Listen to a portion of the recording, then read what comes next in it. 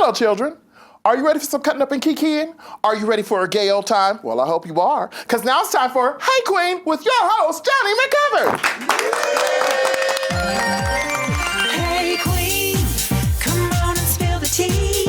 Hey Qween, it's just a good old-fashioned kiki. Hey Qween, we're cutting up with Jonny. Hey, hey, hey, hey, hey, hey Qween. Wow. Oh, hello, my beautiful gay babies, and welcome to another legendary episode of Hey Qween with me, your host, Jonny McGovern. Oh, we have an iconic show for you today. The one and only Bruce Vilanch is here. Yeah! America's favorite center square. Oh, he is truly a gay Hollywood insider, and I am so excited to get all the tea about all of our favorite celebs. I want to hear about all those secret after-hours parties I've always been dreaming about. But before we bring them out, there's another Hollywood insider I have to introduce. She's been thanked in more acceptance speeches than Jesus. She's the only thing Leo wanted more than winning an Oscar this year. And if there was an Emmy for seducing DL thugs from Englewood, she'd get the Lifetime Achievement Award. It's Miss Lady Red Couture. Oh, your Lifetime Achievement Award is waiting, Lady Red. How are you? Oh, how are you? I'm here. I'm here. I'm dressed like Sandra from 227. I'm here. And I am here. Oh my goodness. Yeah. You're feeling like the color purple today, huh? You feeling like the color purple? I feel more like a gay parade float, you know what I mean? A gay Like, parade float, just yes. feathers and flowers and all kind of sparkly conflama. This is definitely an outfit of a conflama proportions. You really do have everything. Sparkle, flowers, feathers, fans. True definition of a drag queen today. Yes, honey. She's not missing out on any of that. We wanted to be festive for Bruce. Baby, I mean, we have a legend in the house. We do have a legend in the house, darling. Step it up just a little bit. All the stars. Just a little bit. Y'all saw it, y'all. All of our favorite stars, Bruce is like this with. Oh my God, can you believe it? No, I mean like Bet, Lily, Whoopi, Robin. The plethora of disgusting stories that baby must have. Oh my goodness. And I know we like a man with a big dick. Well. But who doesn't though? right. Oh, it's gonna be now one of the things I didn't know about Bruce, and we're gonna talk to him about, is that he was a writer on the Star Wars holiday special, the infamous Star Wars holiday special, which had a special number done in the Star Wars bar by B. Arthur. B. Arthur. Just weird. I mean, B. Arthur meets Star Wars is something that is just, thank you, Bruce, for that. It's going to be so good. Okay. Yes. Are you going to make it through the show? Uh-huh. I'm here. Some days tougher than others. Well, you know, life throws it at you, honey, you know. And I just take it and wrap it up in glitter and juice it. That's what you do. Well, I'd like to say your hair looks like it's grown out of your head today. Oh, well, that's an advantage. I mean, don't get too close to. Don't get too close. How about Cleveland? Cleveland. Yes, well, we're not alone here, of course. We have our beautiful substitute band leader. Adam Joseph is on tour in Europe. So, of course, we have the beautiful Erica Toll Aviance and the Wake Up Wig. Oh, hi there. How are you? Oh, I'm good. Nice to see you. You look weird. Yes, you do. I love this. You're like a gift today. Thank you. A beautiful, flouncy gift. Are you thankful? Oh, I'm thankful. You're a gift I always like to open. Thank you. Though if you really get close into your makeup, it looks like you got caught into a fight with a really festive cat. It's true. Just She's a little beautiful scratched cat up. scratches. She's a little scratched up. Lady Red said backstage that you look like you're ready for a hot shower. No, for real, because you know she got the scrunchie on her head. Yes, you do. A big Makeup look scrunchie. like she done had a good night of trying to fucking suck all in the wrong places. Like, that's a look, honey. That is That's a look. mean ass look. That I is got a up look. on her. I said, "Bitch, you all right there? Look like you ready for a hot shower." All right, cat scratch fever. Truth. Erica was telling me before the show about her interaction with someone who Bruce is very close with. Yes. Erica was taking weird pictures in the park in New York City. And what happened, Erica? Well, one of the standers-by who had like gathered because we looked so weird. Well, because was, you like, were in, first, you set it up. You were in Central Park. Central Park when the cherry blossoms were blooming. But of course. Climbing a tree in a mohawk made out of skulls and and pinatas and things like that. Typical, normal, everyday women looks. Everyday look. And one of the standers-by was like, "Did you see who that was? She's taking your picture." And I was like, "I did not see. It was Bette Midler."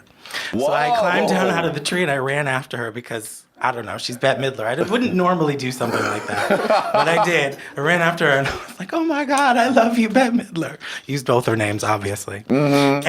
And she didn't run away from you? She didn't run away from me. She came back over to the tree that Nelson was still in and was like, "You girls look gorgeous," and said a few other showbiz zingers that you would expect. And then I was like, "Can I take a picture with you, please?" And she's like, "No, I don't have my face on yet." And So- scene. And scene. I mean, a couple live showbiz zingers for Bette Midler. It What was a good. fucking dream. It was really good. It was like a dream, I have to say. My goodness. Well, this is good. Well, we might as well get into it. The legendary comedy superstar Bruce Vilanch is here, and we'll be with him right after this very gay break. Hit it, Erica! Bruce. Vilanch. Oh. Bruce. Vilanch. Bruce Vilanch. Bruce Vilanch.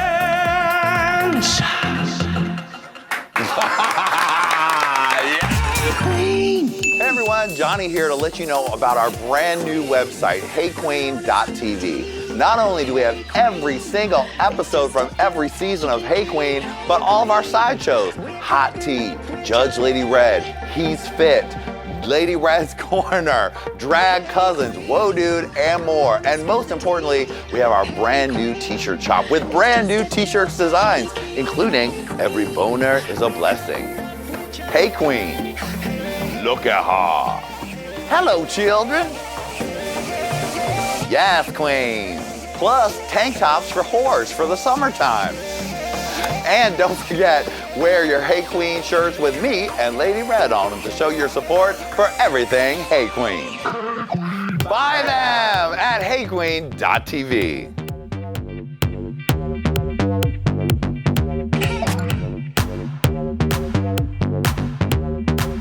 Hey Qween! Yeah! Wow, we are back.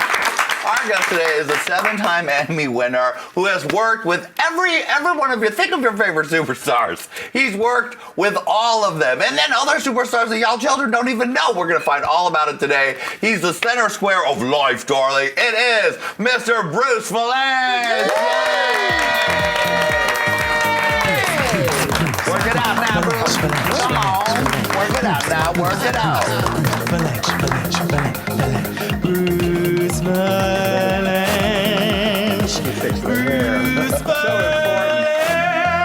She's singing. Well, yeah, Bruce Vilanch, everybody. You have to settle into the glitter. Settle into all of the Did glitter. not get the pastel memo. I went with primary colors. As you I can like see. it. It's bright and it's rocking. Baby, that's me. Bright Hey, and well, Qween, yeah, I'm bright and so excited to well. get you Thank here. so much. Wow. It's a pleasure to be on your couch, and I say that a lot. I bet you do. But perhaps the only time have you ever come out to an Electro House theme song of your name before? No, that's brand new. That's when we finally managed to do something good. Good, Erica.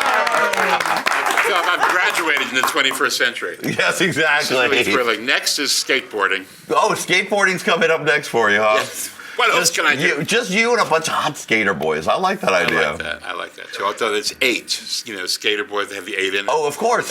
That's 8's not enough. 8 is not enough. I like that. Just Bruce and 10 skater boys living it out. Right. That sounds good. Like a Radio City show for Christmas. You know what? You got that. Lady Red, can you believe the legend we got on the couch today? Oh my goodness! It's just a fantasy. It's just a fucking fantasy. Look at that motherfucker, beautiful. It is a fantasy. I mean, Bruce, the people who are on your speed dial are like literally the legends we all dream about. Well, they all have drugs. That's why they're on speed dial. It's as simple as that. You think it's as good as like J-Lo and Leonardo DiCaprio? Did you see that on James Corden's show? That was pretty good. That was pretty good. I don't think I'd get that same response from him if I had said, I want to cut loose tonight. Right. He would have said, is this the bear calling again? Who's this guy calling again? Bruce, It's the please. bear. Can we text James Franco from your your phone? Actually, you could text James Franco. But he's terribly busy. He might be napping at the ballet. Or something. Exactly. Can we do a group text to Bette Midler, Lily Tomlin, Whoopi Goldberg? That would be the ultimate dream group text. Yeah. They would just figure it was for a benefit. You know? Right. Oh, he's asking all of us. Again. What disease is it this time? Text them all. Text them. FaceTime them. FaceTime them. Periscope them. Periscope. Snapchat them. Now, you were born in Brooklyn, but immediately snatched away to Jersey, Well, right? yeah, actually, I was born in Manhattan. Born in Manhattan. Because when I was born, Brooklyn wasn't hip. So, you know. but now you can say you're born in Brooklyn means you were born wearing a Homburg and, you know, and with an emo album in your hand. Well, of course. Because it's the hippest place in the world. I mean, they didn't give you mother's milk, they gave you a Frappuccino. Yeah. So that's Brooklyn now. But, Yeah. but I was born in Manhattan, so I was much more high-toned. But snatched away to New Jersey, which automatically lowered me on the hip chain. You have to fight your way back through the years. I did, through the Lincoln Tunnel every day. I grew up in Paterson, New Jersey, which nobody claims anymore. Right. And my high school was the Lean On Me High School. Morgan Freeman was that was my high school. Morgan Freeman played my principal, Jolton Joe Clark, who had a baseball bat. No, you were at that high school at that time? East Side, Paterson, New Jersey, yeah. Wow. I was right before that. Drugs came in right after I left. God damn it. But I know. Right after I left, and then I went back as a famous alumnus because I was on television in the 70s, and he invited me back to sort of show off East Side how even though he had these unorthodox teaching methods, people had gone on to greatness. So I was invited back, which was foolish of him. But since then, the town's taken an even deeper slide, and really nobody. I'm the only one who will claim it proudly. Patterson's pride. Patterson's pride, because it's like we rise from the ashes. Although now other people from Paterson kind of surface and say, I don't remember them. They remember me, but I don't remember them. Anyway, so yeah, I grew up there, but it's only 12 miles from New York, so I would go into New York at every possible moment. Right. I think your mom got you signed to Lane Bryant's Charming Chub division. Lane Bryant. I would like to apply for the Charming Chub division. I don't know why they stopped the Charming Chubs. It was Lane Bryant markets to the fat woman, and apparently there were not enough fat women. I believe we've solved that problem since. Yes, I think so. They said there's no growth with fat women, so let's go for fat children. And they started a line called Charming Chubs. What a great name. And I was a model for the Charming Chubs. Then it became Stylish Stouts. That was the higher end version. Oh, I think I'm going to take that for myself. I know. And then I became a husky. Oh. And my career ended. And that's where because husky is neither boy nor man. Right. You're in that horrible netherworld. Right. Where nothing fits, and whatever does fit is seersucker. Or an ugly fabric. So once I was buying in husky, that was it. It was over. No more modeling. My glamour plummeted. Started doing plays in high school and college. And then when you graduated, did you move to Chicago right away? Yes, I did. I got a job on the Chicago Tribune. I was writing about show business, what happened was I was a child actor, and I was auditioning for a lot of things, and because I was heavy and had a deep voice, and I looked older, I was auditioning opposite like people twice my age. I would go into a room and there'd be Paul Sorvino, Wow. you know, and Jimmy Coco and Richard Castellano, and me, you know, who was like 18. And I said, well, this is never going to work. I'm never going to get work. I'm out of my range. So I started writing about it. And I got a job on the Trib when I got out of journalism school, writing about things in show. But I met Bette Midler. Right, because you love to write about the celebrities and then meet them. My job was to interview a lot of people. Oh, right, so you would meet them and then... So I met her. She was on Broadway in Fiddler on the Roof, and she had taken a vacation and came to Chicago to do her act and at a club, and I knew her manager in New York, and he said, go write about her because no one's writing about her. And she was amazing. I mean, she was the opening act for Jackie Vernon, who was a deadpan comic. Huh. And if you remember Jackie Vernon. I don't. He never cracked a smile. He was like a fat guy. He would say... I was so unwanted as a child. I was run over by the welcome wagon. Now I'm wanted in 13 states. That was his act, and she was, and he played for an audience of people who looked like him. Right. And she came out, and I'd never seen anything quite like her. I mean, she had a blouse unbuttoned to the waist and no bra, which she said was a political statement. Right. And I said in her case was a terrorist act. And she toyed her pants and a cummerbund and springalators and a gardenia and she sang Shaboom was her opening number. Shaboom, shaboom, yada, yada, yada, shaboom, and the tits were flying. Right. And the audience was kind of going, the fuck? Right. And I said, well, this is incredible. I mean, and she was funny and very eclectic in her musical taste, just the same as she is today. And so I interviewed her, and I told her how good I thought she was. And I wrote this column, and she called me when the column appeared a couple of days later and said, well, this is a very funny column. And I said, well, you're very funny. You should talk more on stage. And she said, you got any lines? And that was the beginning.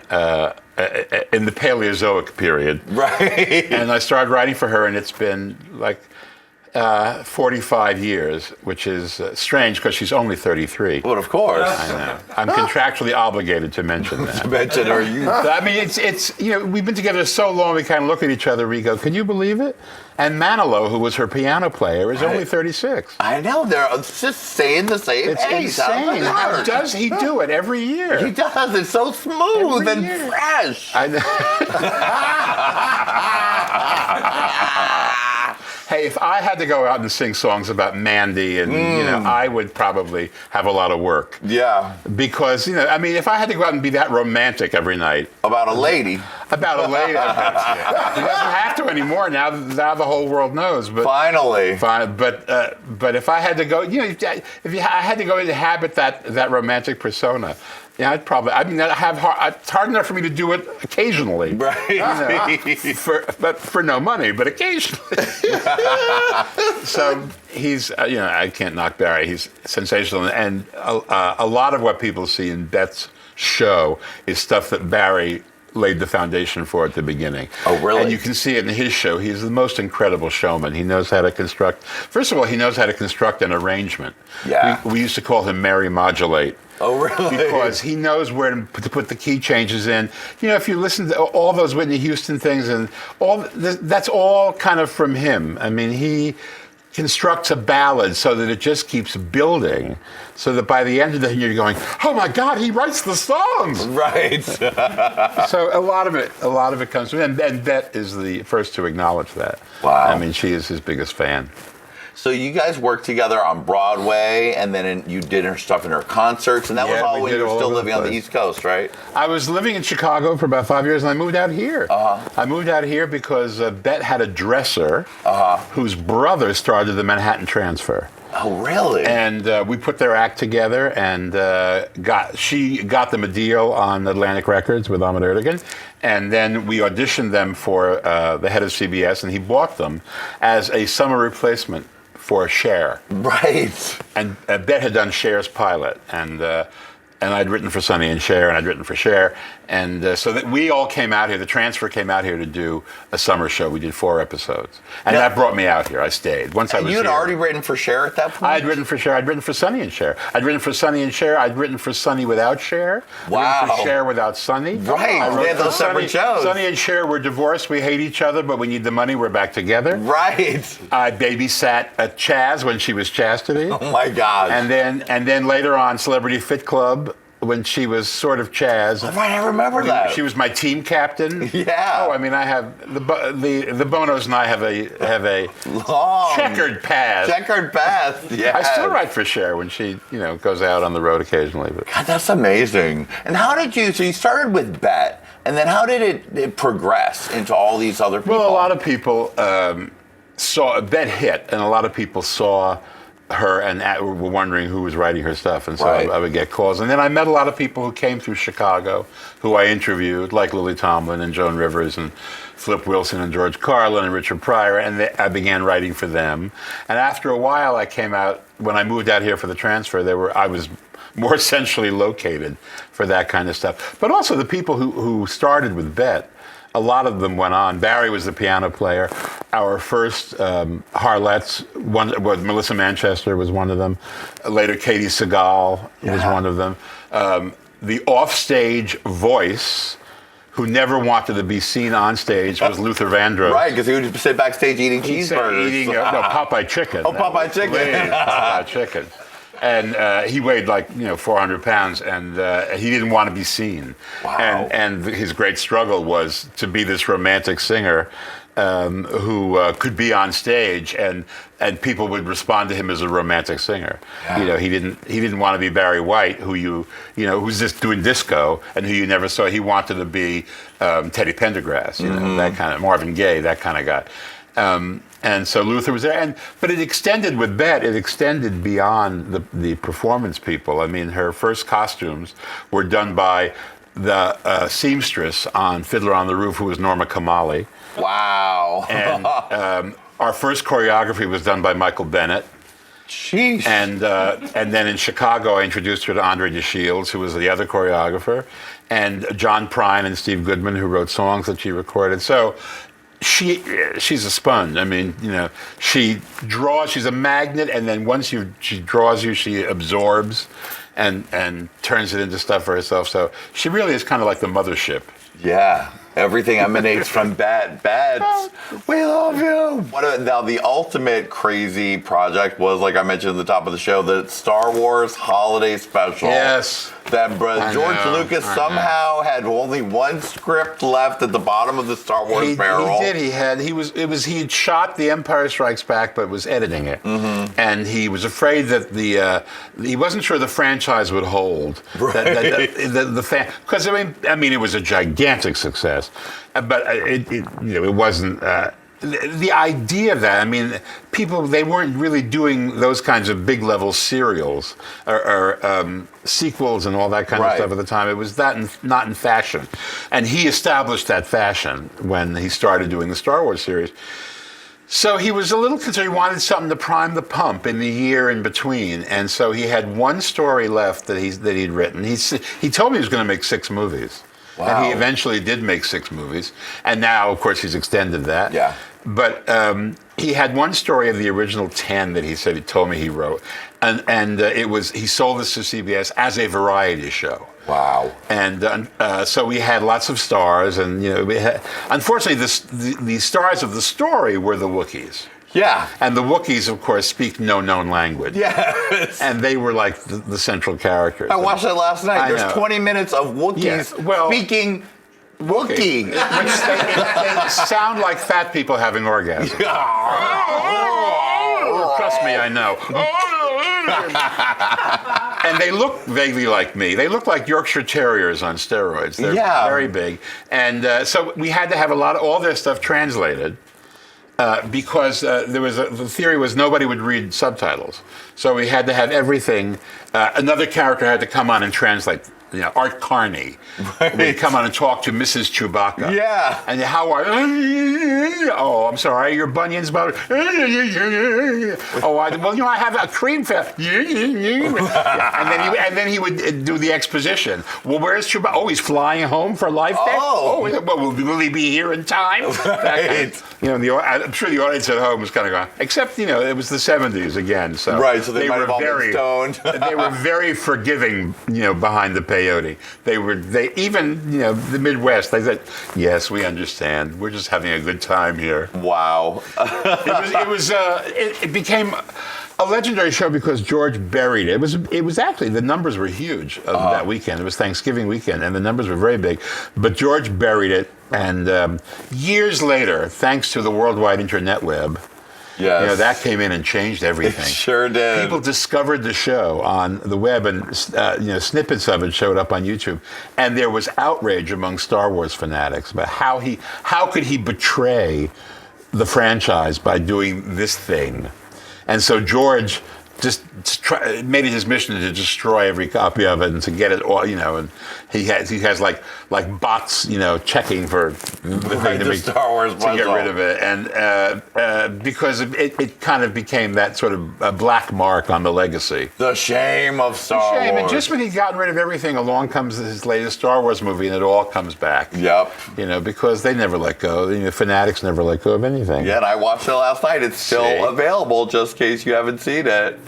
I'd go on YouTube. It's certainly worth your time, but I would recommend watching it after 10. But it was, we loaded up with Diane Carroll, Jefferson Starship. The very first Cirque du Soleil performance was on there. Wow! It was a very, it beggars description. I mean, when I talk about it, people go, it just sounds like this amazing blancmange. That's exactly right. It's like some kind of pudding that you eat at a holiday. Like you just throw everything into it. You're like, Diane Carroll's in this. Thick and creamy and goes down easy, but you just can't believe you're eating it all. Exactly. That kind of a show. Let's talk about the Huskers, because you worked on the Huskers for a bazillion years. 23 with my name on them. 23 years. Mm-hmm. Now, what was the first Oscars? The first one that actually had my name on it was the infamous Snow White year. Really? There was no host, and it was Snow White, which was I actually have a shirt that says everything but Snow White. Right. Because I didn't do anything on the Snow White number. That was the producer Alan Carr had gone to San Francisco and seen Beach Blanket Babylon and lifted the idea, but brought all of the Snow White from San Francisco and all the hats and stuff, and the designer and the whole Beach Blanket team came down and they designed that number. So it was that was a whole separate. But it became famous for that because of Rob Lowe and the right. That was the same year as the sex scandal with Rob Lowe. That's why there was right. So for the children that don't know, there was an Oscar time right when Rob Lowe had a sex scandal, and it was Rob Lowe and a real life Snow White, and they did a musical number at the top of the show. Proud Mary. Proud Mary. I do not remember the details. It was Proud Mary, and it was at the Coconut Grove, which, for the younger among you, the Coconut Grove was the high-end nightclub in Hollywood all through the golden age, 20s, 30s, 40s, 50s, and 60s. And it was a recreation of the Coconut Grove, replete with Merv Griffin, wow, who had actually been the band singer at the Coconut Grove, singing "I Got a Lovely Bunch of Coconuts." That was his song. God. And a whole bunch of old golden age movie stars who were at the time old. I mean, they were Roy Rogers and Dale Evans. Oh my goodness! Alice Faye, Dorothy Lamour. They were cranking them out there. I mean, it was, and this is 1988, 89, and they were, old at that point, and so it didn't quite have the effect that Alan hoped it would have. And suddenly, in the middle of it, for Snow White and Rob Lowe to start doing Proud Mary, it was bizarre. It was bizarre to say the least. But then Disney got in a huff over a separate issue, and they sued. And a trademark issue that was non-existent, they sued because they were mad.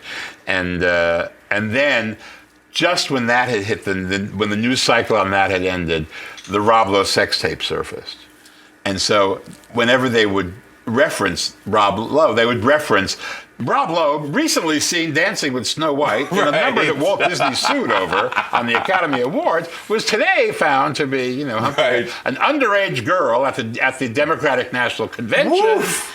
It was boom, boom, boom, boom, and so as a result, the whole thing achieved a legendary status. It did. And the rest of the show, people didn't mind terribly much. I mean, some people did. A lot of people were mad because they weren't on the show, and they kind of ganged up on Alan for trying to change the way the Oscars were done. But that was because the network wanted it different, and the Academy wanted it different, and he took the fall for it. But it's a fascinating story. It'll all be in my book. Oh, well, you have so many stories in the book. The Oscars, though, you did some really legendary ones. Whoopi Goldberg's years, and Billy Crystal with all the big numbers. Yeah, I did. What is it like working with Whoopi Goldberg? Well, you just have to sort of hang on. Well, first of all, she is exactly as she appears. She has no airs about her at all, and she puts it out there. And as she's gotten older, she's developed a filter, which you can see on the View. Right. You can just see. Lately, the filter is like she maintains a silence when she doesn't want to get into something, because she knows if she gets into it, she will say something that will get her into trouble. On the other hand, I think she kind of enjoys saying things that get her into a little trouble, because it keeps her in the mix. Yeah. And everybody in show business wants to be relevant and contemporary and current. So I think it's a great job for her. I wish she would do more acting. Me too. Yeah, but as she says, what are they writing for me? I mean, she talk about Black Lives Matter. Right. My life matters. It's hard to cast. I mean, and how many women who are that age are only Meryl Streep, of that crop of people, is still routinely carrying movies by herself. Yeah. And it's remarkable that no one's ever had a career like that. So Whoopi's not being shortchanged just, for no reason at all.